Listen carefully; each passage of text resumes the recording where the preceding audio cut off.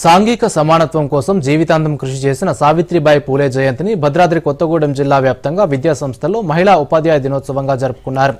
ఈ సందర్భంగా సావిత్రిబాయి పూలే చిత్రపటానికి పూలమాలలు వేసి ఘనంగా నివాళులు అర్పించారు. సావిత్రిబాయి పూలే 19వ శతాబ్దపు భారతదేశంలో మహిళల హక్కులు, విద్యను మెరుగుపరచడంలో కీలక పాత్ర పోషించారని గుర్తు చేశారు. దేశంలోనే తొలి మహిళా ఉపాధ్యాయురాలిగా బాలికలకు, అణగారిన వర్గాలకు విద్యా అవకాశాలు కల్పించేందుకు అడ్డంకులు ఛేదించి అవిశ్రాంతంగా కృషి చేశారని కొనియాడారు.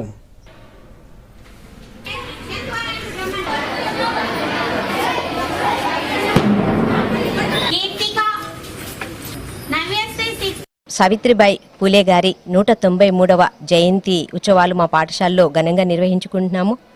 అదేవిధంగా వారి యొక్క జయంతిని పురస్కరించుకొని మహిళా ఉపాధ్యాయ దినోత్సవాన్ని కూడా ఈరోజు నిర్వహించుకోవడం అనేటువంటి జరుగుతుంది.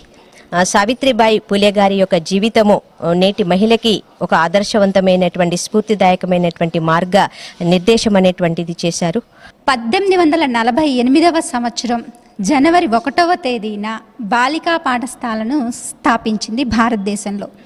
ఆవిడ నమ్మిన సిద్ధాంతం మహిళలకు హక్కులు వచ్చినప్పుడే మానవ హక్కులు కూడా వస్తాయి అనేటువంటిది ఆవిడ నమ్మిన సిద్ధాంతం. ఆమె నమ్మిన సిద్ధాంతం కోసం తన జీవితం అంతా కూడా పాటుపడింది.